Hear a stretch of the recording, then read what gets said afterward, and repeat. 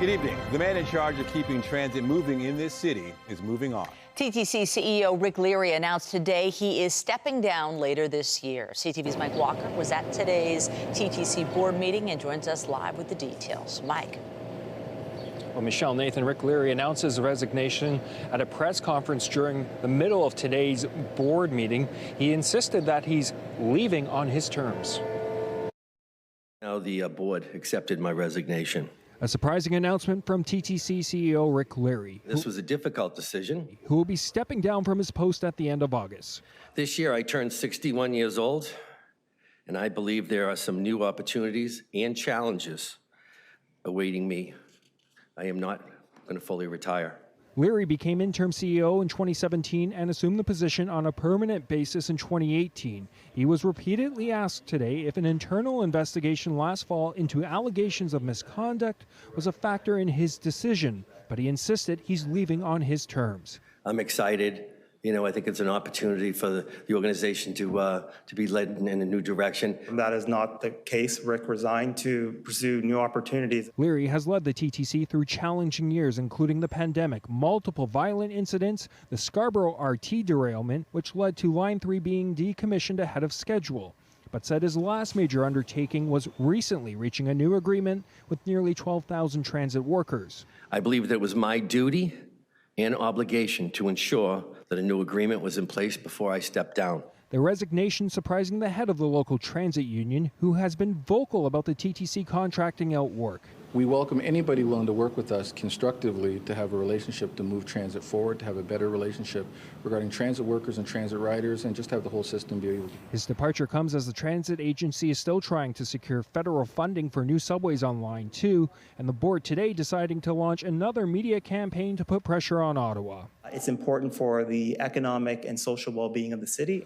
Leary's last day will be on August 30th, but until then he will remain committed to the job, today teasing news about increasing service. When we get the chance to announce the new service that's going to be provided in September. Mayor Olivia Chow issuing a statement that reads, in part, over the last decade, Rick has dedicated himself to the TTC, working tirelessly to keep it running and keep riders moving through some of the most challenging times. Adding, I remain committed to continuing the work of building a more reliable, convenient, and affordable public transit system for the people of Toronto. Leary said his tenure as CEO has been the most rewarding experience in his four decades in public transit. Now, as for hiring his replacement, the TTC said the next steps will be announced in the coming weeks. Reporting live, I'm Mike Walker. Back to you. Thank you, Mike. Still ahead tonight, welcome news for WestJet passengers as potential strike action is delayed. We'll tell you why the airline's mechanics union isn't ready to walk off the job just yet. But first, residents in a Kleinburg neighborhood are mourning the sudden death of a 6-year-old hit by a school bus early yesterday. Today, a memorial is growing at the site where the child was struck. A memorial of flowers and teddy bears. A community heartbroken after a 6-year-old boy was struck and killed by a school bus. We've been living here for a couple years now. I have a 6-year-old niece myself who lives with us as well, and she's always playing in this neighborhood, goes to school near here, so I think it's really heartbreaking to see that someone so young has passed away in such a tragedy that has happened. The tragedy happened just before 8 yesterday morning in a Vaughan neighborhood not far from the boy's home. The bus came to a stop around 100 meters after the collision. The young child died at the scene. It was just scary. We were just hoping that it wasn't a death, it wasn't someone so young. The boy was a grade 1 student at St. Stephen's Catholic Elementary School in Woodbridge. The York Catholic School Board says supports are being provided to staff and students. Parents like Claudio Nunez trying now to find the words to explain to their children what happened. It's really difficult to have that conversation with them. They don't understand. He knew the boy's family and says his kids rode the same school bus. The boy actually sat beside my 2 kids. Very tragic event. You know, it shocked up the whole community, and we're all grieving the pain. The bus driver remained at the scene. One neighbor said the driver performed CPR on the child. York Regional Police continue to investigate the circumstances that led to this fatal incident, while the community shares their grief together. In other news, multiple rounds of thunderstorms hit the GTA last night and early this morning, leaving their mark in some areas. This was the scene around 10 p.m. on Fred Varley Drive in Markham. Multiple trees were knocked down, with one damaging a vehicle. There was also damage to street signs and fences, in addition to power outages. And this was the scene on the westbound Gardner early this morning as the expressway flooded west of the South Kingsway. Toronto Fire Services says it helped one person out of their car and unclogged a nearby drain. All right, time now for a check on the forecast. Here's a look outside on this, the first day of summer, though it's kind of felt like summer began on Monday. Another hot one. Jessica Smith is here with a look at the current conditions. Hey, Jessica. Summer officially began the summer solstice right around 4:50 p.m., but we have been feeling that heat, honestly, the entire week. And now we're looking at another round of thunderstorms making their way through. They're kind of in this line along with the cold front, pushing their way across, prompting storm watches and warnings really off and on over the last kind of half hour or so. And they are knocking on the door of the city of Toronto. We're not under anything right now, but that can change very quickly as the system quite literally pushes its way across. We are still under a heat warning. We're still in that heat warning criteria, but that changes as we head into the day tomorrow. It doesn't get much cooler, but we at least drop out of heat warning criteria. Right now, we're still sitting at 27, feeling like 37, and the heat is on as we head into the evening. Coming up, a full look at your long-range forecast, what we can expect as we head in towards the weekend. But right now, back to Michelle and Nathan. Thank you, Jess. Is it free speech or fanning the flames of intolerance? A cube van displaying messages described as Islamophobic is now the target of a reward from a local businessman, as an online publication claims responsibility. CTV's John Woodward is live to explain. John. Nathan, it's a message that Toronto's mayor has said was hateful. Toronto's police are investigating, and it's one that Rebel News admits is on its truck. The van appears to be driving on University Avenue in Toronto next to Ontario's legislature. It's showing pictures of Muslims in prayer and asking, is this Yemen? Is this Syria? Is this Iraq? Followed by the words, "Wake up Canada, you are under siege." A message panned by Muslim groups. Police vowed to investigate it, and Toronto's mayor said it was deeply worrisome. Islamophobia has no place in this city, neither does hate and divisiveness. So I've asked other levels of government to join me in condemning this very hateful message, and Toronto is much better than that. I've got some breaking news. By mid-afternoon, Ezra Levant of the right-wing media organization Rebel News admitted the truck was his. It's called free speech. You can look it up in our Charter of Rights. The messaging, he said, from a group called Canadians Opposed to the Occupation of Our Streets and Campuses, a nod to protests, including the encampment at the University of Toronto.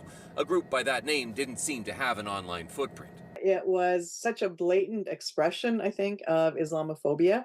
Barbara Perry of the Center for Hate, Bias and Extremism said the messaging seemed inspired by an anti-immigration conspiracy theory and said it's arguable that the truck's messaging could have broken Canadian law against incitement to hatred. I think it was that last piece, "We are under siege," that really tipped it for me. I mean, that is really a blatant indication or suggestion that we're under attack, that we are under threat from Muslims specifically. The truck's message came at a time hate crimes are rising fast as Israel's war in Gaza prompts division in Canada.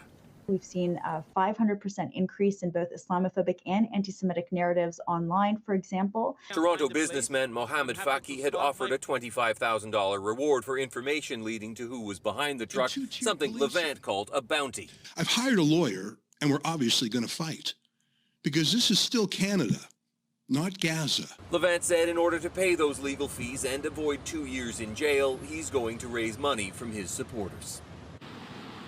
It's not Levant's first tangle with authorities on free speech grounds, and he was already getting into it online with that businessman who sent us a statement saying he hopes everyone involved is brought to justice. Reporting live, I'm John Woodward. Back to you. Thank you, John. Staff and students at York University are speaking out about what they say is a pattern of discrimination from campus administrators. They say it's an issue that has existed for some time and are calling on the school's president and leadership team to resign. CTV's Siobhan Morris reports. Hey, hey, hey, hey. Harsh words for those leading one of the country's biggest universities. York University's administration is racist. The allegation of discrimination coming from some York University faculty, staff, and students. As a Palestinian student on this campus, I can tell you that this university has made me feel extremely unsafe. A feeling shared by this professor who started work at York October 6th. And boy, can I tell you, as soon as I got here, I said, wow, this is a lot more racist than the United States. Experiencing anti-black racism in a way she hadn't, teaching in Georgia and Florida. For the first time in my life, by colleagues, I've been referred to as uncivilized for saying we should condemn anti-Palestinian racism. While students and faculty allege racism has been a problem for years, they say hostility towards pro-Palestinian voices has been growing. Police have been called to campus to disrupt classrooms where the discussion about the ongoing genocide were discussed. They have sent security to police pro-Palestinian clubs. There's frustration and hurt that police were called to clear an encampment here in early June. The message was clear: we don't care about you or what you have to say. Students say they were given little notice, surprised at the intensity of the moves by York and police. We were chased by the police across campus, even down the TTC subway escalator. They gave us no time to think or make sure that everyone was okay. CUPE says 2 members working on the CCTV system were targeted by their bosses that day.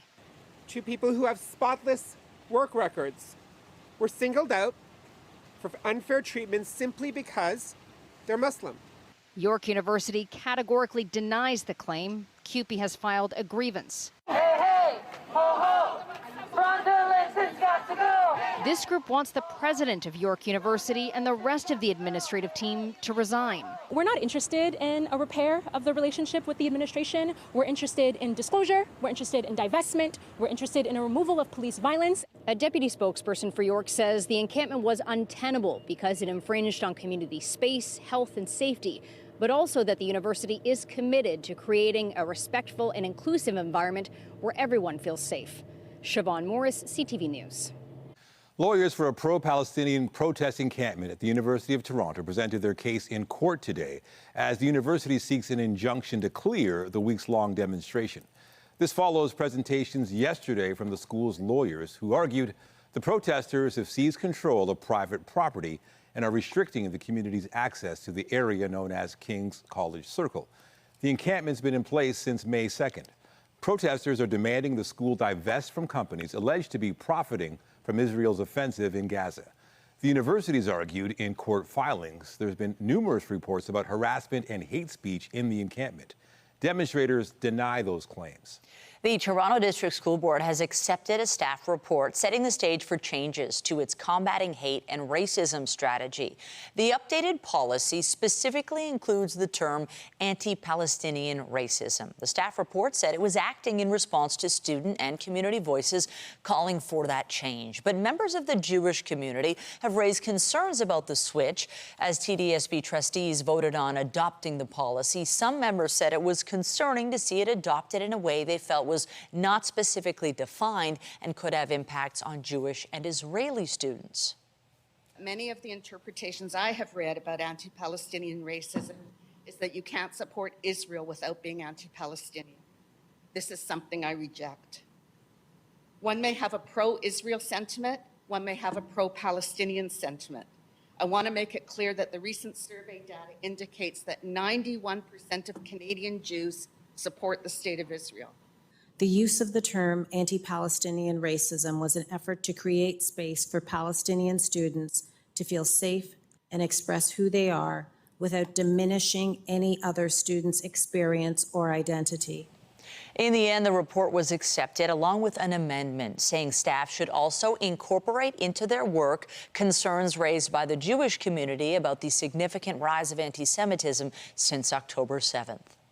This ongoing heat wave is renewing questions over air conditioning at public schools and whether it's too hot to learn in some classrooms.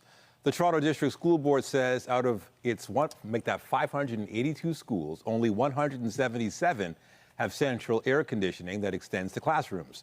The rest have cooling centers in areas like gyms and libraries that are equipped with AC. Some teachers sharing their experience say soaring temperatures make it hard to work and difficult for students to focus. The province says managing heat protocols falls to the school boards. The TDSB says installing central AC is not financially possible as it faces a $4.2 billion repair backlog. A potential strike by aircraft maintenance engineers working for WestJet has been averted, at least for now. The union, representing 670 workers, pulled its strike notice as both sides agreed overnight to return to the bargaining table. WestJet had preemptively canceled dozens of flights in anticipation of a strike, forcing some travelers to make other arrangements. The talks resume as the Canadian Industrial Relations Board says it needs more time to decide whether to order the union and WestJet into arbitration. As summer gets underway, Pearson Airport says it's ready for its busiest season. The Greater Toronto Airports Authority says it's expecting more than 160,000 passengers per day this summer on peak travel days. That's an increase of 8% from 2023. There'll be more than 1,100 flights on the busiest days as well, and that's a 3% year-over-year increase. Officials from both Canada and the U.S. advise using digital tools to ensure smoother travel. Passengers shared their own thoughts. Try to plan ahead and get here early and then have things just to keep us occupied and just understand that things might change and we just have to roll with it. Right now, we're excited to go to Banff and Lake Louise because I've been there, but I want to take my wife there and I'm very excited to take my wife and my friends there. Yeah. So I was very excited. We had done all the bookings. So just a little bit sad because of the flight cancellation. The night before, throw some clothes in the bag, that's it. While peak summer travel months for Toronto Pearson are July and August, the airport's already seen an uptick in travelers in June, and higher than normal passenger volumes are forecast to continue into September. The City of Hamilton says it will still take a few more months to fully restore its systems following a cyber attack earlier this year. The city says the incident affected more than 200 unique applications that support 8,000 employees and nearly 600,000 residents. As of today, Hamilton's mayor says 45% of all applications impacted have been restored, and there's been a multi-million-dollar cost tag associated with recovery and rebuilding of the city's IT infrastructure. It's a heck of a lot of money, $5.7 million. I get that, particularly at a time when we're all feeling the pinch. But the expenditures are necessary to help us safeguard our systems and make us even stronger against future threats. The city also says it's minimizing service impacts by implementing temporary manual processes or alternative technology solutions. Homicide investigators say one suspect is in custody and the search is on for a second after a deadly shooting in Scarborough last weekend. Saturday afternoon, emergency crews were called to shots fired near Glendower Circuit and Birchmount. 16-year-old Kaylin Ryder Downey would later die of his injuries in hospital. Police say a 45-year-old Kevin Lindo of Toronto was arrested Wednesday and charged with first-degree murder. A Canada-wide warrant's been issued for 29-year-old Leon Foster, also of Toronto, for the same charge. Police say if you locate him, do not approach and call 911. Toronto police are updating an investigation into an alleged case of indignity to a human body in the East End.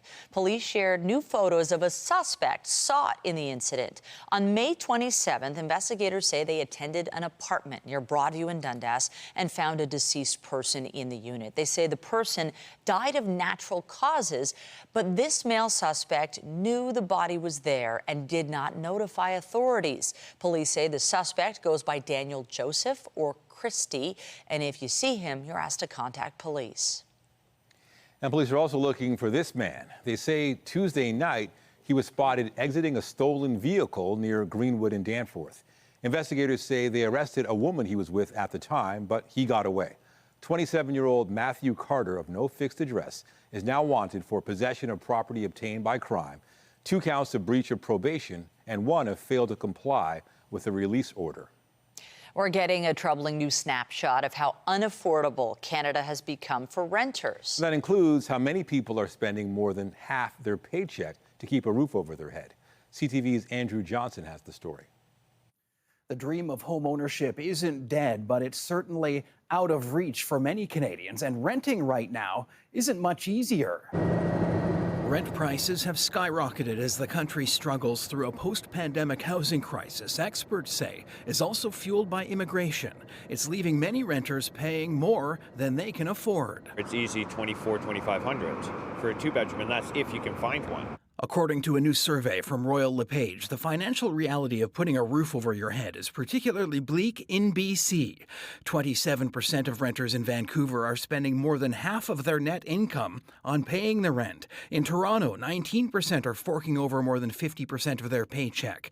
1 in 10 Montrealers are in that position. The national average is 16%. Home prices have maybe come down a bit, but interest rates have risen so much that mortgage payments are much higher than they were. As a result, the most affluent renters are stuck renting, not moving into buying, and that makes the pool of renters more able to pay high rents. As for that traditional dream of one day owning a home, for most renters, that's not happening anytime soon.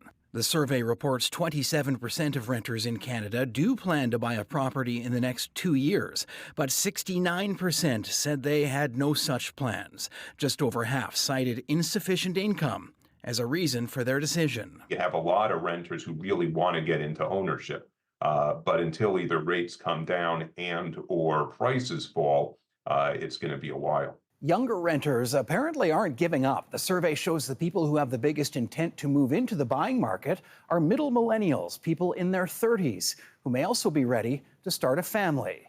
Andrew Johnson, CTV News, Vancouver. A province-wide fire ban has been imposed in Newfoundland and Labrador. The bulk of our assets are deployed in Labrador right now, and as a result, we want to make sure that we don't have subsequent other threats that could dilute efforts in fighting the fire in Churchill Falls. An out-of-control wildfire has forced an evacuation of the town of 700 people in Labrador. The blaze forced them to leave late yesterday, taking the only road out of town to Happy Valley Goose Bay, about 300 kilometers to the east. Water bombers and helicopters are being used to try to contain the fire, but the province has asked Ottawa for additional help. The former National Chief of the Assembly of First Nations has launched legal action against the organization and its executive. Roseanne Archibald is suing for defamation and breach of contract and is asking for $5 million in damages. She was ousted in July after a vote during a special Chiefs Assembly. It was convened in part to address implications of a human resources investigation related to complaints staff had filed against Archibald. In her suit, she alleges the executive began a campaign to ultimately remove her after she called for a forensic accounting firm to review the organization's books. The AFN says it won't comment on the lawsuit until the matter is resolved through a legal process. The Netherlands' outgoing prime minister is now set to be named NATO's next Secretary General. Mark Rutte has been one of the driving forces behind Europe's military support for Ukraine and says defeat for Moscow is vital to secure peace in Europe. His appointment as leader of the alliance is now all but certain after Romania's president withdrew his candidacy. Rutte already had the backing of the other 31 NATO countries. He will replace Jens Stoltenberg, who stepped down in October after nearly a decade as Secretary General. In the UK, the King attended an annual horse race where the action on the track often takes a back seat to all the high fashion. The monarch led the way on day 3 of the Royal Ascot. He was accompanied by his wife and Princess Anne. The King's son William stepped in for his father yesterday as the monarch decided not to attend. Of course, Ascot is more than just horse racing. It's an opportunity for visitors to show off all manner of colorful and interesting hats, especially on Ladies' Day. One racegoer who's been attending for years says these are possibly the most amazing outfits she's seen so far. Coming up, remembering a Canadian icon. We look back at the life and legacy of stage and screen actor Donald Sutherland. And I'm Pat Foran. Coming up on Consumer Alert, when you travel around the city, you may see signs for astrologers and psychics. Some claim they can get rid of black magic and evil spirits. One woman says a psychic told her she would win the lottery if she paid him $46,000. We investigate. That story is just ahead. The summer solstice kicked off today at 4:50 p.m. and that sunset not until 9:03. So we've got the longest day, or the day with the most daylight, happening right now. But as we wrap things up, the weather is unsettled. Coming up, I'll have a full look at your long-range forecast. And stay with us. We have another full night of great shows for you right here on CTV.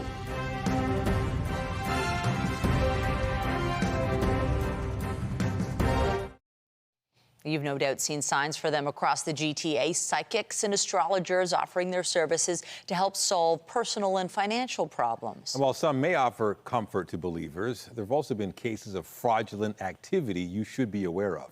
Here's Pat Foran and Consumer Alert. Pat. Nathan and Michelle, a woman contacted us after she gave a psychic $46,000. She was told the money would get rid of evil spirits in her life and allow her to win the lottery. But after she paid the money, she says nothing happened. And did any of the things that he said would happen come true? Nothing has happened. Marie Jean asked us not to reveal her identity because she is embarrassed to have given away her entire life savings. Last October, she lost her home and was depressed. She saw a sign for a psychic that said from divorce to depression, any problem solved within 24 hours. But at their first meeting, she was given bad news. He said, well, if you don't do what I tell you, your life could be in danger and your sons could lose their lives. The psychic told her to get rid of evil spirits would cost her $10,000. We have to deal with this black magic right away, or else something bad is going to happen. But after Marie Jean paid that money, he said he needed more because the evil spirits were too strong. She gave him a total of $46,000 and was told to get jars from a dollar store so they could be captured in a ritual. They're going to have to be caught in these jars and captured and taken to Niagara Falls to be killed. After that, she was told her life would be wonderful and this piece of foil in a frame would protect her. I'm going to be the recipient of the biggest lotto, biggest jackpot. I'm going to have a home by the lake. But then she was told the evil spirits came back and it would cost another $20,000. At that point, she felt duped. Marie Jean says it was this business in Scarborough on Kingston Road near Morningside Avenue where she gave a man named Mahadev the money. When we went to the door, it was locked, so we called the number. She gave you $46,000 to get rid of some evil spirits. Your door is locked, but we'd love to come in and talk to you if we can. How do you feel about this? I feel terrible. I feel embarrassed and disgusted. Later in a call to CTV News, a man who identified himself as Mahadev claimed he had no idea who Marie Jean was and said he never took her money. First of all, about whom you're talking, I don't understand. And who is that lady, I don't know. But days later, the psychic returned all $46,000. After 6 months of trying, Marie Jean was relieved to get her money back. Thank you. I'm so happy. If it was not for your intervention, I would not have been given back that money. Thank you, Pat. Thank you, Pat Ford. Thank you, CTV. Thank you. And police have issued warnings in the past to be careful of psychics who claim they can solve your problems if you give them large amounts of money. They may claim the funds are needed for rituals to remove curses, evil spirits, and black magic. On your side, I'm Pat Foran. If you have a consumer story idea, email us at alert@ctv.ca. Well, I'm not a psychic, but I predict there's more heat in our future. A pretty good, safe assumption without $46,000. That was free. That was an intense one.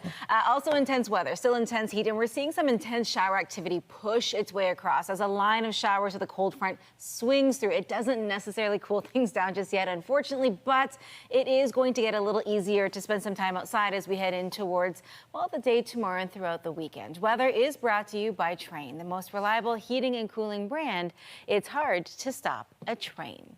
We've seen some rolling showers going through the GTA over the past few minutes, and it's going to continue as we head in towards the early evening. Not a wash of a night by any means, but it is going to be a little active out there over the next hour or so, so keep that in mind. It's right in time for that drive for a lot of people.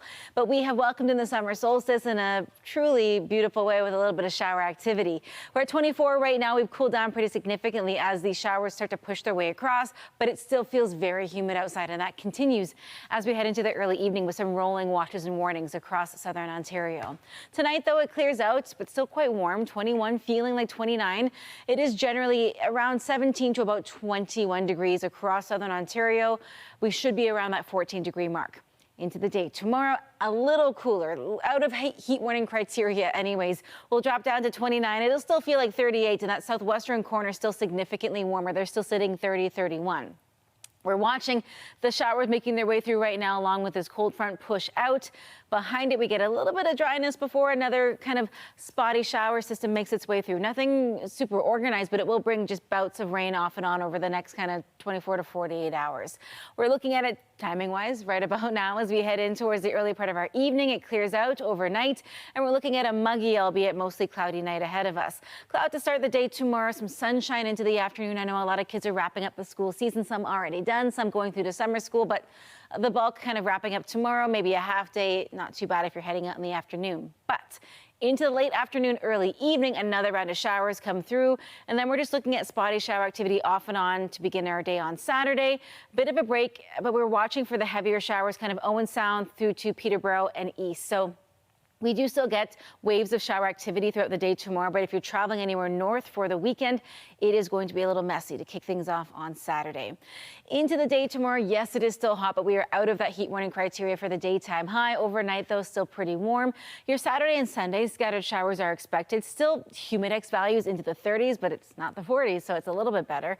And then as we step in towards next week, we settle in towards, the last few days of June. We're holding on to more seasonal weather. So it's still hot, but it isn't as hot, Nathan, so I think a lot of folks will take it. It's a little easier to manage. Good to know. Thank you, Jess. Thanks. Also tonight, making food easier to digest. We look at some of the best ways to eat healthy for sensitive stomachs. That's just ahead.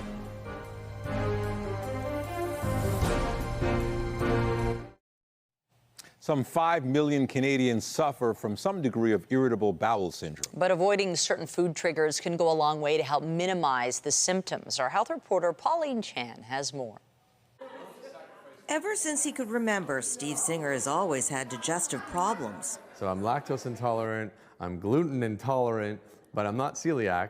And so when you start talking to GIs and my doctors, it was clear that, okay, you've definitely got IBS. Today, he's the head of Fody Foods, a company that specializes in foods that won't trigger irritable bowel syndrome. The trigger foods that I experienced were definitely garlic, onion, lactose was a big one for me too. Registered dietitian Amanda Natividad-Lee says food tolerances can be very different from person to person, but generally the foods to avoid are known as FODMAP. So it's fermentable, oligosaccharides, disaccharides, monosaccharides, and polyols.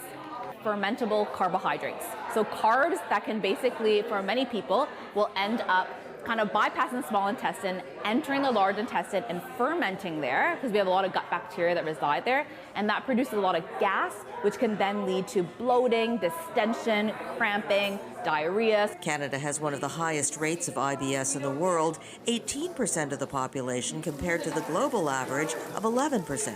And while food is certainly the first line of defense in IBS, there are other therapies that can also be of help. Things like getting enough exercise, stress management, so things like mindfulness and meditation. There are medications, probiotics that can help, as well as gut-directed hypnotherapy, because there is a huge connection between the mind and the gut when it comes to IBS. And Singer says awareness is the first step to helping IBS sufferers eat well and live well. Pauline Chan, CTV News. Actor Donald Sutherland has died at the age of 88. His agency says he'd been suffering from a long illness. Here's CTV's Heather Wright with a look back on his life and legacy on and off the screen. I'm waiting for reports from some of you. His career spanned nearly 7 decades, and throughout, Donald Sutherland captivated audiences around the world, starring in more than 190 films and TV shows, from Animal House to MASH to the Hunger Games franchise. Contain it. I think of myself as an artist, and I take it very seriously. Donald McNichol Sutherland was born in St. John, New Brunswick in 1935. At 14, he landed his first job as a news correspondent for CKBW, the local radio station. He studied engineering and drama at the University of Toronto before moving to London to pursue an acting career. I told my father that what I wanted to be was an actor, which was kind of silly because I'd never even seen the theater. Sutherland's big break came in 1967 with The Dirty Dozen. Where are you from, son? Followed by more military films like Kelly's Heroes and MASH. Off-screen, he became a vocal activist, protesting the war in Vietnam and appearing in the anti-war documentary FTA alongside Jane Fonda. There's a particular savvy in that, isn't there? More recently, Sutherland attracted a new generation of fans, playing President Snow in the Hunger Games and starring alongside his son Kiefer in the 2016 Western Forsaken. In a statement today, Kiefer Sutherland said his father was never daunted by a role, good, bad, or ugly. He loved what he did and did what he loved, and one can never ask for more than that. A life well lived. Often considered one of the most talented actors to never win an Academy Award, Sutherland was presented with an honorary Oscar in 2017. I wish I could say thank you to all of the characters that I've played. Though he spent much of his life in the United States, Sutherland said he was always rooted in Canada. Today, the Prime Minister offered his condolences to the Sutherland family. He was a man with a strong presence, a brilliance in his craft. Donald Sutherland was 88. Heather Wright, CTV News, Toronto. Still to come on CTV News, setting the table for one of the biggest culinary events of the year. Summerlicious is back. A look at what's on the menu just ahead. Jessica Alba is back. It's been 5 years, but the actress is in a new movie, and our conversation with her is coming up on the next CP24 Breakfast. Where Toronto gets its everything every morning.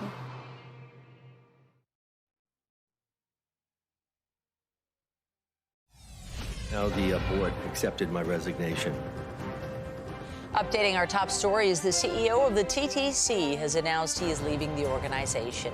Rick Leary says he's making the move on his own terms and wanted to stay with the organization until a contract with nearly 12,000 transit workers could be reached. York University's administration is racist. Some staff and students at York University called out the school's administration for what they say is a pattern of racist behavior. Today, they demanded the school's president and leadership team resign their positions. The school says they firmly believe in creating an inclusive and respectful environment where the community feels safe and welcome. I think of myself as an artist, and I take it very seriously. And one of Canada's most iconic actors has died. Donald Sutherland was born in New Brunswick and over his nearly 7-decade career would star in more than 190 films and TV shows. Donald Sutherland was 88. Remember to keep up to date day and night through our website, ctvnewstoronto.ca, and by downloading the CTV News app. And if you have a news tip, photos, or video breaking news, let us know. Those seemingly unstoppable U.S. tech stocks saw some selling today. Andrew Balabian and Bloomberg brings us the latest in business. Hello there. America's S&P 500 stock index topped 5,500 for the first time today, but it then dropped as investors grew nervous about the market's run to record highs, powered by just a few tech names. Nvidia slipped more than 3%. Apple dropped 2%, and Microsoft fell about 0.25%. Broker Stifel Nicklaus says the S&P 500 could rally another 10% this year if past market manias are any guide.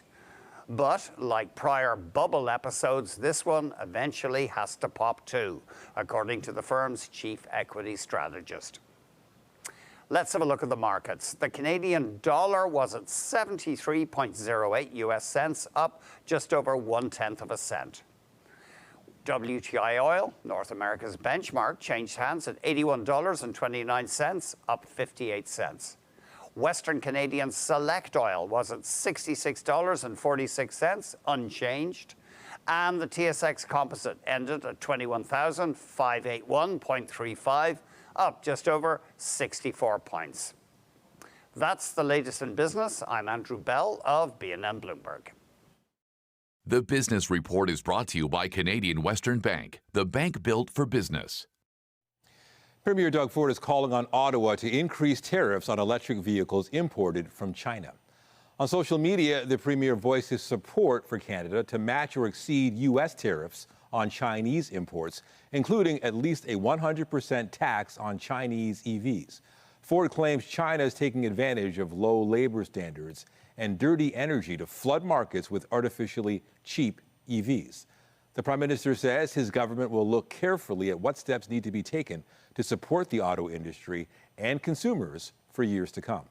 Some local transit users may be facing challenges paying their fares with credit and debit cards today. The TTC released a statement at around 7:30 this morning saying some fare gates aren't opening when customers tap payment cards. At the time, it said the issue appeared to be network related, but it later ruled out that possibility. The TTC says the investigation is ongoing, and it's not clear how widespread this issue is. Mayor Olivia Chow today hinted at plans to reform the way developers and builders are given access to lanes on city streets during construction. The mayor was asked if she was concerned about the Cafe TO program contributing to traffic levels by removing a lane in some areas. She said so far the impacts of the program on congestion have not been significant. But she did take the opportunity to preview a number of proposals aimed at easing the pressure on busy roads, notably by charging companies more the longer they're taking a lane out of traffic, out of use. Right now, it's a flat price. If you're closing a lane because of your construction, whether you close it for a day, a year, or 2 years, there's no escalating cost. I'm changing that because that's just, it does not give incentive for some of the construction companies to do their work faster. The mayor said she also wants to look at increasing coordination between different stakeholders to cut down on disruptions caused by construction. Toronto foodies are getting ready for one of the city's biggest culinary events of the year, Summerlicious. The annual celebration of local cuisine sees more than 200 restaurants across the city offer special fixed-price meals for lunch and dinner. Summerlicious will take place from July 5th to the 21st. But if you're hoping to take part and want to secure reservations, they can be booked as of today. This is a huge night for Canadian soccer fans. Our national men's team makes its debut with the Copa America, and adding to the excitement, they're facing the reigning World Cup champions. The match in Atlanta will be only the second time Canada's faced Argentina after losing 5-0 in 2010. But with Captain Alphonso Davies and Jonathan David leading the way tonight, the Canadians hope to give the current Copa America champs a battle. But it will not be easy with Lionel Messi and a deep Argentina side across the field. For me, a victory would be, hanging in the match for the better part of an hour, playing your game, and then being able to use this as preparation to win the next two games, which arguably have been what this has all been about to me. It's not looking past Argentina, of course, but it's about how does tonight prepare you for Peru and for Chile and the rest of the Copa America tournament. Canada has moved up one place to number 48 in the latest FIFA Men's World Rankings. Argentina still number 1, with France second and Belgium third. Under the new rankings, Canada is 11th among the 16 competing teams in Copa America.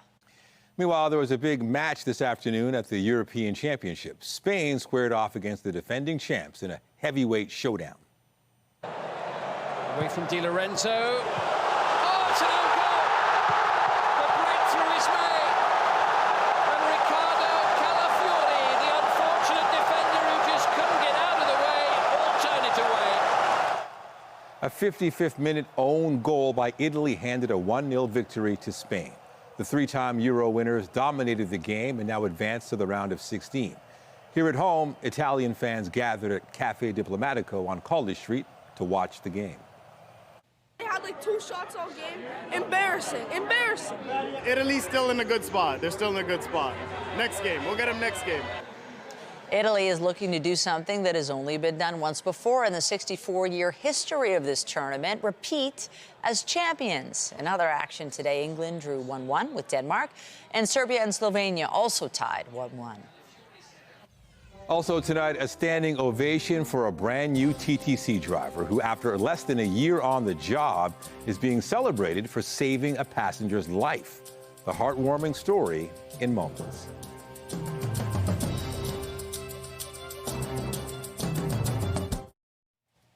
Finally tonight, a rookie TTC streetcar driver has been recognized for saving a woman's life. On May 31st, Michelle Marie Beer was on a Spadina streetcar when she got dizzy and started to shake. She tried to get off, but the driver, Monique Blake, insisted she stay and called for help. It turns out Beer had a brain tumor and ended up in hospital undergoing life-saving surgery. She saw me when a lot of people hadn't seen what I was going through. Even myself didn't. I was blowing it off as something else. And my biggest thing that night was, don't make me be the announcement. I can't be the attention TTC passengers. It really shocked me that she was more concerned about being an inconvenience than actually just asking for help. And I told this to her, like when I was in training, they always say to us, look out for your, for your customers. If you see someone in need, if you see somebody who needs help, help. So for me, it was never, oh, this person's like inconveniencing or anything. No, they need help. So we just call for help. After the incident, Beer got in touch with Blake to thank her, crediting her with saving her life. Blake has only been a TTC operator for 10 months and just finished her probation last month. Great job. All right, so how are things looking tonight? It's a little spicy out there. We're still seeing these watches and warnings kind of make their way across the GTA. So I wouldn't be surprised if it pops up for us here in the city, but it's kind of knocking on the door right now as we speak. Just be careful out there. These move very quickly, but they do drop a ton of rain and they do come with some wind. We're watching the satellite and radar picture right now. It is just making its way towards us, but as quickly as they show up, they do move on. And as we head into the rest of our evening, it just stays warm. So be careful out there as you head out tonight. Thank you, Jess. That's it for us, but be sure to join Omar Sachedina tonight at 11 for CTV National News, followed by Zoraida Allman with our next local newscast at 11:30. In the meantime, our coverage continues anytime on CP24 and online at ctvnewstoronto.ca. For Jessica Smith and the whole team here at CTV News, thank you for watching and have a great night.